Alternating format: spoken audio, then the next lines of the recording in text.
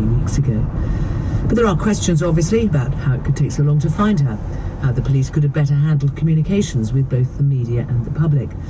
The Home Secretary, Suella Braverman, says she's not entirely happy with the Lancashire Force's explanation of why they released details of Nicola Bulley's health problems.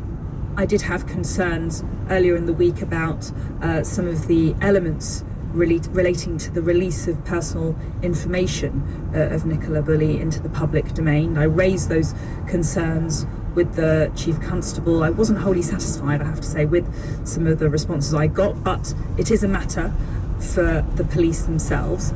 Well, the Home Secretary said she'd wait to see what reviews by the Lancashire Force and the watchdog, the IOPC, concluded. One of the complications for the force was the involvement of do-it-yourself TikTok detectives. What drives people to think they can investigate crime better than the police themselves? Winifred Robinson presented The Boy in the Woods, a cold case investigation into the murder of 6-year-old Ricky Neve. Steve Wilkins is a former detective chief superintendent who investigated high-profile murders. His BBC podcast, The Murder Files, re-examined 5 notorious unsolved cases in Wales. I spoke to them both and asked Steve why there's been a rise in the number of amateur sleuths getting in the way of police investigations. I think a lot of it's around social media. Very, very quickly, any sort of news of whether it's a crime or an incident quickly is spread out, and the eyes of the world are upon the investigation. I do think, obviously, the police need to embrace that, because the police need the media and the media need the police service. And it's just trying to strike that balance between feeding that interest, feeding that media frenzy, but also looking after the family, looking after the victims, and ensuring that you maintain their privacy as well. And it's a very difficult balance to make. I mean, Winifred, you know this. I mean, the case that you looked at in The Boy in the Woods was a very old case from a different time, but you have sort of seen this from both sides, from the social media side as well. I suppose what it taught me making that series is that only the police can solve the vast, vast majority of murders. It's impossible to do it on your own. In the case of The Boy in the Woods, his mother was wrongly accused of killing him and she was acquitted, but for many, many years a lot of people thought that Ruth Neve had got away with murdering her son. She later married a man who got all her court papers back, and he was able to expose the weaknesses in the original police inquiry. But it was only when they managed to persuade Cambridgeshire Police to do a cold case review that case was solved, because in order to solve it, you had to have access to the original evidence, DNA samples, the technology had moved on. What we were able to expose was serious weaknesses in the first investigation, but we did not find the killer of Ricky Neve. The police did that. And I totally agree with what's just been said. And, you know, as an ex-police officer, I totally understand the interest from the public, because everybody wants to be the amateur detective, and there's so much access now to true crime or crime dramas on the TV that it'll always have that interest. But in essence, is that it is always going to be the police, you know, supported by experts who have that best chance of solving and detecting crimes. And yet both of you in a position, in one sense, where you're perhaps driving this trend. Is that a fair thing to say, Steve? I think so, because at the end of the day is that it would have been unheard of in my early part of my career that the police would enter into an agreement with the media to be a fly on the wall in the crime investigation. But that happens quite regularly now. I think, one, it can showcase the good work that does go on, but also the police have to accept there's times that they get it wrong. There are so many crime podcasts now. Do they make it look like there is a way for individuals to investigate and make a difference? I think there is a way for individuals to go in and ask questions and to find answers. But if you look at podcasts, apart from one or two, they are mainly solved either by police or by professionals who are not journalists, very carefully sifting through the evidence again. I mean, even Serial, which kicked the whole thing off, was not solved by the podcast. I think in relation to podcasts, obviously I'm involved in one myself. The difference is working alongside the police service and being selected the type of crimes that you are showcasing, where quite clearly there is an opportunity through an appeal, engaging with the police to try and get evidence from people. Particularly, they may have a suspect, and it might just, after a period of time, allow somebody to come forward and give some vital information. So there is a place, but they have to be done properly and professionally. I think the police service in general is going through a difficult time at this moment because of some of the high-profile cases we've been in the media, which hasn't shown the police in a good light. One in relation to the type of people being employed, but also some of the practices. And I can assure you that the vast majority of police officers, that makes them very sad that this actually happens, because the amount of good work that's going on.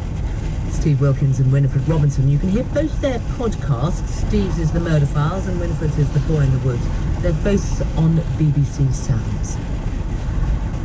When a child dies, should their parents be able to access their social media accounts? The question was raised in the case of Molly Russell. Her parents fought for years to find out what she'd seen online before she killed herself, and the coroner ruled that what she had seen contributed to her death.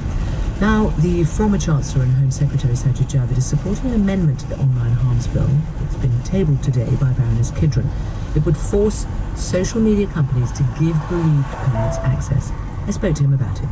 I think everyone will agree there's nothing worse for a parent than to lose their child. And when that happens through things like suicide or other unnatural deaths, that today, too often, the digital world is involved, and the current set of laws we have do not give coroners the access to the information they need from these social media giants, these tech companies. And what this will require, if passed, is for Ofcom to be able to request on behalf of coroners information from social media companies that will allow those coroners to determine whether the digital world played a role in the death of a child. And this is because accounts are locked, and if you don't have access to it, somebody who has a child who has killed themselves won't know what they've been exposed to online. That's right, and many of your listeners will know about the tragic case of Molly Russell, a young woman that took her own life, and then the battles that her father, Ian Russell, had to have for many years with tech companies, for over 5 years, battling away, trying to get information that should have just really, these companies should have felt responsible to hand over in the first place. What difference would the amendment make in terms of timing? Because actually what happens in a lot of these cases is social media companies, the tech companies say, yes, we will give you, but there is a delay. What's to stop them doing exactly the same? So what will actually happen if this amendment goes through is this will be a legal requirement on all social media companies operating in the United Kingdom to share this information. Of course, the private information of other people's stuff would be protected, but it will share all the necessary information via Ofcom. Ofcom will be able to use its considerable powers, and one of the requirements on those companies will be first to preserve the information that's been requested about any individual, so they won't be able to remove anything at the point Ofcom shows interest. Secondly, to share it in a timely manner that's been agreed with Ofcom on behalf of the coroner. And if these companies do not comply, then Ofcom will be able to use its new powers that it's getting under the online safety bill to hold those companies to account. So that will be fining them for up to 10% of their global turnover, or even in severe cases, up to 1 year in prison for relevant executives. Now, what you're talking about is the most extreme cases when someone has killed themselves. There are though cases, of course, where someone becomes very, very ill, and parents may suspect it's partly down to what they are seeing or doing online. Is there ever a point at which a parent should have access to what a child is viewing online? After all, they are children and should be able to go to the tech companies to see that. In this bill, overall, it does provide, if not access to parents, it does, I think it will lead to a better outcome and better behaviour by the tech company. Do you have support of the government? Would you expect it? I'm very hopeful. I've had, and so has Baroness Bevan, she's had useful and I would say constructive conversations with government, but also it's encouraging to see cross-party support. In a recent debate that I was at in the House of Commons on related issues to this, there was very warm words from the opposition as well, which I'm also very hopeful and would be grateful for their support too. Sajid Javid.